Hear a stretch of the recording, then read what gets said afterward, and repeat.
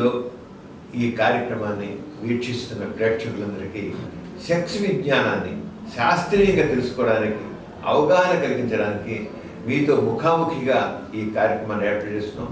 మీ నుంచి వచ్చిన ఈ ప్రశ్నలన్నింటికి లేకపోతే సమస్యలన్నింటికి ఈ కార్యక్రమం ద్వారా మీకు కొంత పరిష్కారాలు సూచించడం జరుగుతుంది.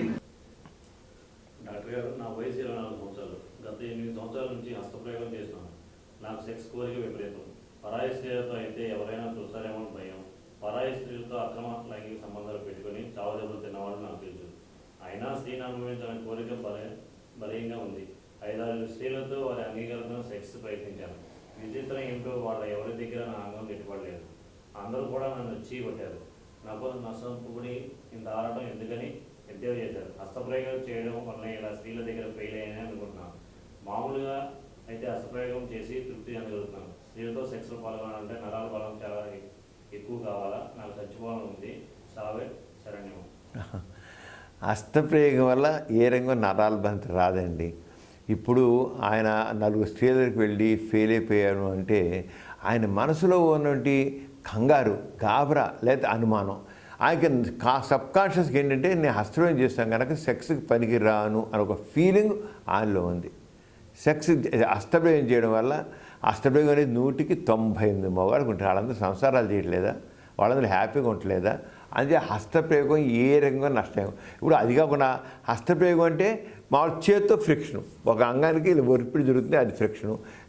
సాధలేదంటే యోన్లో ఫ్రిక్షను. ఎక్కడైనా ఒరిపిడి ఒకటే.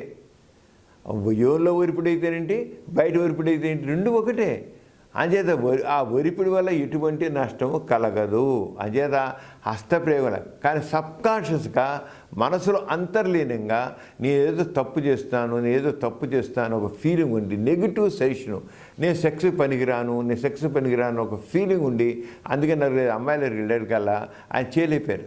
ఆయనలో ఉన్న భయం వల్ల, కొత్త వల్ల, తొందరపాటు వల్ల సెక్స్ పైగా సెక్స్ విజ్ఞానం లేకపోవడం వల్ల, సెక్స్లో ఎలా పాల్గొనాలో అనే విజ్ఞానం కూడా లేకపోవడం వల్ల అలా అయ్యారు. కానీ ఏ రకంగా కూడా ఆయన హస్తప్రయోగం మాత్రం బలహీనత తెచ్చిపెట్టుకోలేదు. హస్తప్రయోగం వల్ల బలహీనత రాదు.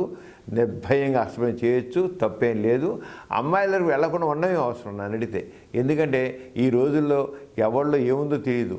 అది హెచ్ఐవి ఉండొచ్చు, ఎవరి బి ఉండొచ్చు, ఎవరి సి ఉండొచ్చు, లేదా సుఖవ్యాధులు ఉండొచ్చు, ఏదో ఒకటి ఉండొచ్చు. ఎందుకు తెచ్చిపెట్టుకోవాలి అనవసరంగా?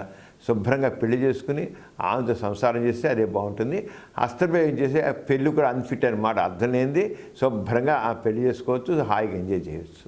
ఎంజాయ్ కానీ అంతేం కాదు, అది మానసికమైన పరిస్థితి తప్ప శారీరక పరిస్థితి కాదు.